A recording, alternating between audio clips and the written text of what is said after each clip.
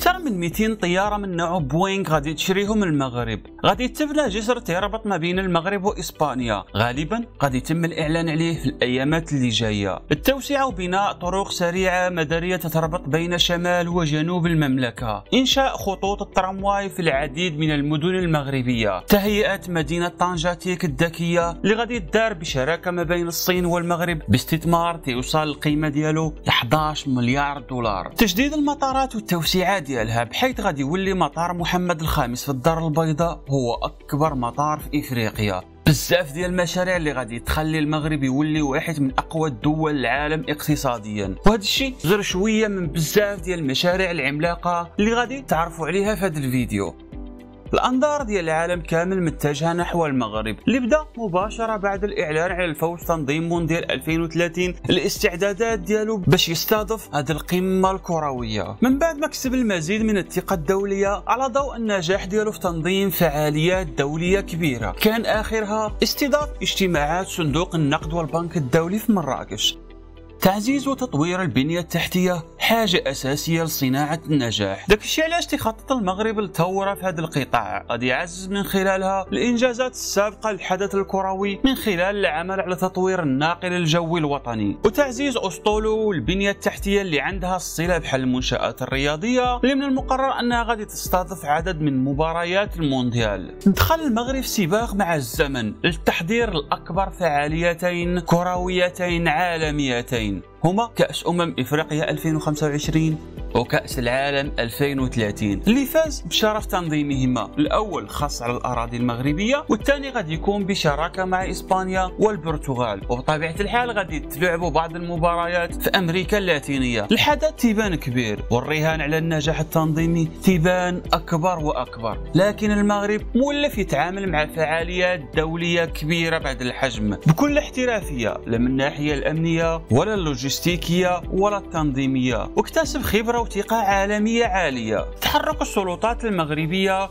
على أكثر من جهة تفاعلا وانسجاما مع التوجيهات الملكية ومع رؤية استشرافية وتخطيط محكم أرسى الدعائم ديالو العاهل المغربي الملك محمد السادس الله ينصره، ضمن تحولات ضخمة تشهدها المملكة على أكثر من جهة بما فيها قطاع الرياضة. تتأكد كل التوقعات أن استضافة المغرب إفريقيا 2025 ومونديال 2030 غادي يحدث نقلة نوعية من شأن تعزيز رصيد المملكة كأحد أهم الوجهات الآمنة للاستثمار والسياحة، بما يؤسس مبكرا لإطار عمل وثيق ووازن وإجراءات عملية ملائمة تشريعيا وأمنيا ولوجستيا. وتدرك السلطات المغربية أن تعزيز وتطوير البنية التحتية بشكل يتلائم مع الحدثين هو مفتاح النجاح. داك الشيء علاش تعمل على اكثر من محور لتحقيق الاهداف استنادا للرؤيه الملكيه اللي رسمت الخطوط العريضه وعناوين المرحله الحاليه اللي حنا فيها وعناوين حتى المرحله القادمه اللي غادي نشوفوها ان شاء الله. وتشير اخر التصريحات للمدير العام للخطوط الملكيه المغربيه الى ان العمل بدا بالفعل هذا المحور من خلال اطلاق عروض لاقتناء 200 طائره لتحويل الشركه الى ناقل جوي عالمي تحتل المركز الاول في افريقيا، وتتطلب بلوغ هذا الهدف توسعة وتهيئة لعدة مطارات في المملكة للتجاوب السريع مع متطلبات مونديال 2030 تحديدا.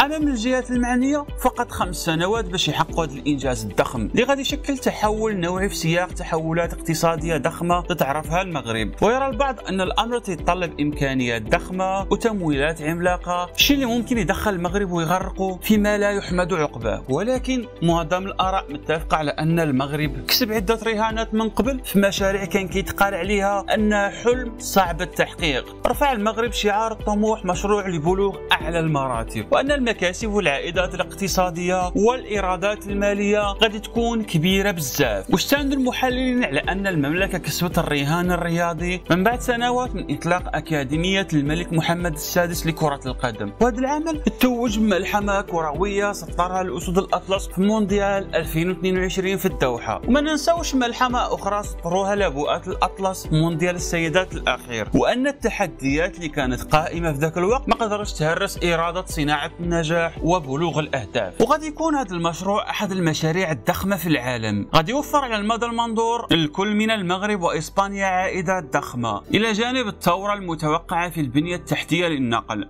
وفي هذا الوقت اللي تشوف فيه هذا الفيديو يعمل المغرب على تطوير المنشآت الرياضية وتعزيزها بملعب جديد اللي هو ملعب بن سليمان القريب من الدار البيضاء، واللي من المتوقع انه غادي يكون بأحدث الطرازات ومن اكبر واهم المنشآت الرياضية في العالم. وبالنسبه لبقيه الملاعب اللي من المقرر انها غادي تستضيف عدد من مباريات المونديال، ما غاديش تكون اشغال بناء كبيره، غادي يكون غير تهيئه وتوسعه وفق المعايير الدوليه. فيما سيتم بالنسبه لملعب الرباط استخدام اجزاء والمدرجات والسقف وغيرها جاهزه وتركيبها، وهذه التقنيه المتطوره ولات معظم دول العالم تتعتمد عليها في مثل هذه الاحداث الكرويه، مثلا كيف ما دارت قطر في مونديال 2022. وكان فوزي القجع رئيس لجنه مونديال 2030 اوضح مؤخرا انه سيجري اعاده تهيئه لعده ملاعب قبل نهائيات كاس العالم 2030، اضافه الى بناء ملعب جديد كبير في مدينه الدار البيضاء، مضيفا الى ان الملاعب المرشحه لاستضافه المباراه لن تقل طاقتها الاستيعابيه على 55 ألف متفرج، بينما غادي تبلغ الطاقه الاستيعابيه لملعب بن سليمان اكثر من 160 ألف متفرج. صحيفه ماركا الاسبانيه سلطت في العدد الاخير ديالها الضوء على الملعب الجديد في مدينه بن سليمان، واعتبرته أكبر الملاعب والإنجازات، وتعتبر صرح رياضي عالمي بطاقة استيعابية كبيرة، ولكن مازال ما معروفش لحد الساعة واش غادي تلعب مباراة النهاية تما ولا لا. لكن الصحيفة الإسبانية أشارت إلى أنه تثير المخاوف ديال الإسبان اللي تراهنوا على أن المباراة النهائية غادي تكون على الأراضي الإسبانية. وفي نفس الوقت اتجه المغرب وإسبانيا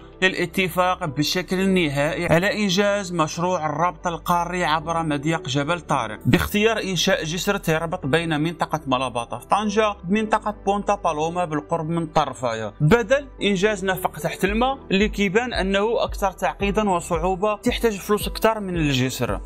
مشروع طنجة تيك من بين مشاريع إنشاء وتطوير 12 مدينة للأنشطة الاقتصادية والصناعية وتكملة المشروع مدينة محمد السادس، إضافة إلى دعم المقاولات الذاتية والمقاولات الصغرى والمتوسطة والكبيرة، وكذا التعاونيات من خلال إنشاء صندوق جهوي لتشجيع الاستثمار بتكلفة إجمالية قدرها مليار درهم على مدار 5 سنوات. أما فيما كيخص محور العدالة الاجتماعية والإدماج الاجتماعي فتهدف إلى تحقيق عدالة مجالية وإدماج اجتماعي لتحسين الظروف المعيشية لسكان الجهة، بحيث تغطي هذا المحور عدة مجالات بما في ذلك تجهيز وإنشاء وتعبيد الطرق القروية والصحة وتوفير الماء الصالح للشرب والتعليم والثقافة والرياضة ومحاربة الإقصاء الاجتماعي. كذلك غادي يتم إضافة خطوط ترامواي جديدة بكل من الدار البيضاء، أكادير، طنجة وحتى مراكش، الشيء اللي غادي يسهل التنقل بحرية للسياح المونديال وكذلك كأس إفريقيا. هذه البنيات التحتية غادي تخلق ورش مفتوحة للشباب المغرب من أجل العمل، وغادي يساهم في إنعاش الاقتصاد المغربي، وغادي تنقص نسبة البطالة والفقر في المغرب إن شاء الله. هذه هي الأخبار المتداولة في وسائل الإعلام الرسمية وغير الرسمية المغربية، وإن شاء الله يكون خير والحمد لله.